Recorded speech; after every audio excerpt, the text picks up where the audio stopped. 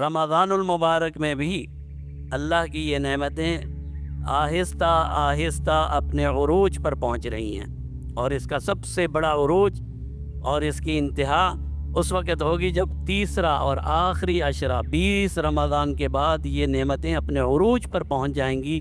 اور اس عروج کو جناب نبی کریم صلی اللہ علیہ وسلم نے اس طرح بیان فرمایا، وَآخِرُهُ عِتْقٌ مِّنَ النَّارِ، کہ رمضان کا آخری حصہ پھر جہنم سے آزادی کا حصہ ہے۔ جہنم سے آزادی کا حصہ، جہنم سے آزادی یہ ہماری سب سے بڑی ضرورت ہے، ہماری سب سے بڑی ضرورت، اور ہمارا سب سے پہلا ہدف کسی انسان کا یہ ہونا چاہیے کہ وہ قیامت کے دن جہنم سے بچ جائے۔ اللہ رب العزت نے قرآن کریم میں بیان فرمایا، اس آیت میں فرمایا فَمَنْ زُحْزِحَ عَنِ النَّارِ وَأُدْخِلَ الْجَنَّةَ فَقَدْ فَازَ، فرمایا جسے جہنم سے بچا لیا جائے اور جنت میں داخل کر دیا جائے، فَقَدْ فَاز، وہ کامیاب ہو گیا۔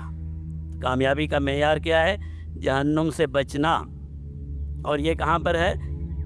رمضان المبارک کے تیسرے عشرے کو اللہ کے نبی نے جہنم سے آزادی کا عشرہ قرار دے کر ہماری ساری توجہ جناب نبی کریم صلی اللہ علیہ وسلم ایک مسلمان کی ساری توجہ اس طرف مبذول کروانا چاہتے ہیں کہ مسلمان، اس رمضان کا جو سب سے بڑا انعام ہے، سیدنا عبداللہ بن عباس غالباً رضی اللہ تعالیٰ عنہ فرماتے ہیں کہ اللہ نے رمضان کے آغاز سے ہی جنت کے سارے دروازے کھول کر اور جہنم کے سارے دروازے بند کر کے ہمیں اور آپ کو یہ پیغام دیا ہے کہ اس رمضان کا سب سے بڑا مقصد یہ ہے کہ تو جہنم سے بچ جا۔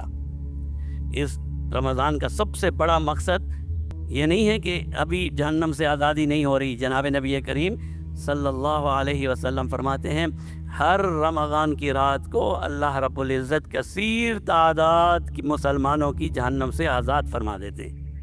روزانہ جہنم سے آزادی کے معاملات چل رہے ہیں، لیکن آخری عشرے کو جناب نبی کریم صلی اللہ علیہ وسلم نے اس کا عروج قرار دیا ہے۔ اور پھر یہ وہ عشرہ ہے جس میں ایک اور بہت بڑی نعمت لیلۃ القدر کی رات ہے۔ وہ ایک ایسی رات جسے اللہ فرماتے ہیں کہ 1000 مہینوں سے بھی بہتر ہے، اور کتنی بہتر ہے اللہ ہی بہتر جانتا ہے۔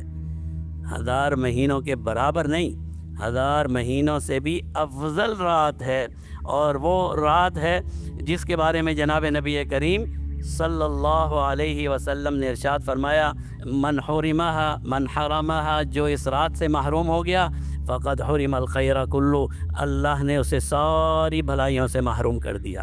اللہ ہم سب کی حفاظت فرمائے۔ اللہ فرماتے ہیں جو لیلۃ القدر سے محروم رہا وہ ساری بھلائیوں سے محروم رہا، اور فرمایا ولا یحرمها الا محروم، اور اس سے کوئی بدبخت ہی محروم رہ سکتا ہے۔